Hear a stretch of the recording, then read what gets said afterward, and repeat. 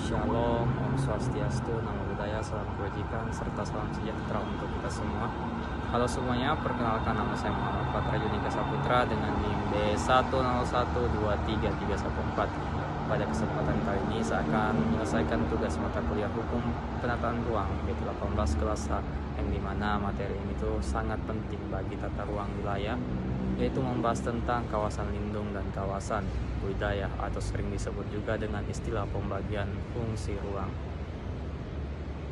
Materi ini mungkin sedikit terlihat teknis teman-teman, tetapi ketika kita memahami dan menyadari bahwa ini sangat berkaitan dengan kehidupan sehari-hari kita. Setiap bangunan yang kita lihat semuanya berada dalam ruang yang telah direncanakan. Ruang itu memiliki fungsi tertentu dan fungsi tersebut menentukan apa yang boleh dilakukan dan tidak boleh dilakukan di suatu wilayah. Karena itu memahami materi tentang kawasan lindung dan kawasan budidaya itu sangat penting.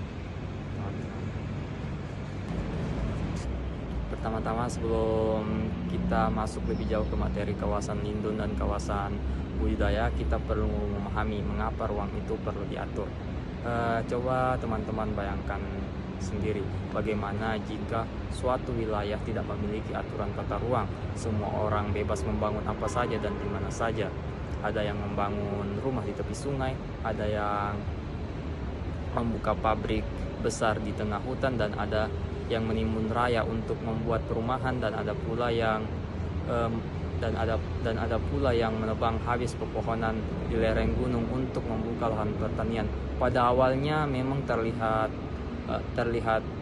tidak masalah, tetapi dalam jangka waktu panjang akibatnya itu bisa sangat besar. Sungai bisa saja meluap dan menyebabkan banjir, lahan menjadi rawan longsor, dan lain-lain. Inilah alasan mengapa ruang perlu diatur. Setiap aktivitas dan pembangunan perlu memperhatikan kelestarian lingkungan. Pada dasarnya pemerintah berusaha menyeimbangkan dua hal besar, kebutuhan pembangunan dan kewajiban menjaga lingkungan. Dua hal ini tidak boleh saling menyediakan. Kita butuh tempat tinggal, ekonomi harus berjalan, lingkungan juga harus tetap sehat. Untuk mencapai keseimbangan tersebut, ruang dibagi menjadi dua kategori besar. Pembagian utama adalah kawasan lindung dan kawasan budaya. Pembagian ini disebut fungsi ruang dan masing-masing memiliki aturan dan tujuan yang berbeda.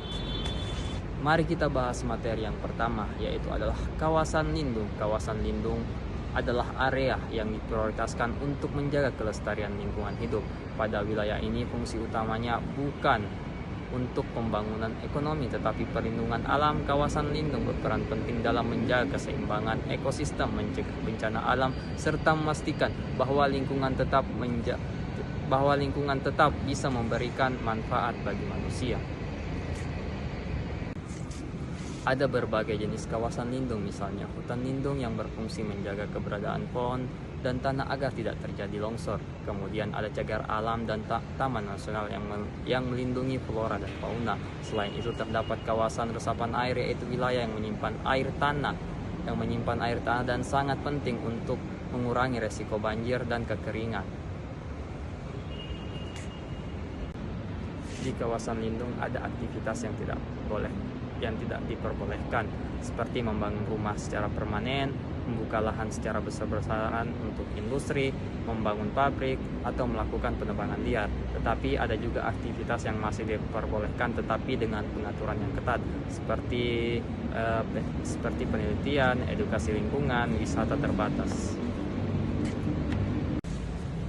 Jika kawasan lindung rusak atau dialihfungsikan tanpa aturan, dampaknya bisa sangat terasa. Misalnya ketika lereng gunung dibuka menjadi perumahan, maka saat musim hujan tanah menjadi tidak stabil dan longsor mudah terjadi.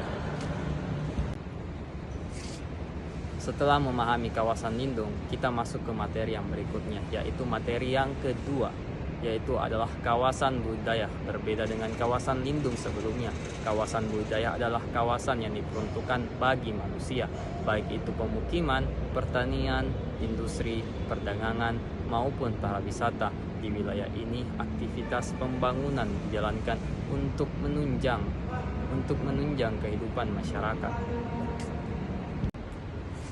Kawasan budaya mencakup berbagai bentuk seperti pemukiman, yaitu tempat kita tinggal saat ini. Ada juga lahan pertanian di mana petani menanam padi, sayur-sayuran, atau mengolah perkebunan. Selain itu ada kawasan industri, yaitu digunakan untuk kegiatan produksi barang. Dan selanjutnya ada kawasan perdagangan dan jasa, yaitu seperti pasar, toko, pusat perbelanjaan, dan tempat usaha lainnya. Namun teman-teman, meskipun kawasan budaya merupakan ruang yang lebih bebas digunakan untuk pembangunan, tetapi aturan harus dipatuhi. Pembangunan harus mengikuti peta zonasi yang telah direncanakan. Jika ingin membangun gedung ataupun perumahan harus memiliki izin IMB ataupun PBG atau kajian lingkungan seperti UPL, UKL, atau AMDAL. Ini penting agar pembangunan tidak berdampak buruk terhadap lingkungan sekitar. Itulah yang dapat saya sampaikan. Mohon maaf jika masih banyak kekurangan dalam video ini. Semoga kita semua dapat memahami dengan baik tentang materi yang sangat penting dalam tata ruang wilayah, yaitu kawasan lindung dan kawasan budaya. Saya akhiri. Wassalamualaikum warahmatullahi wabarakatuh.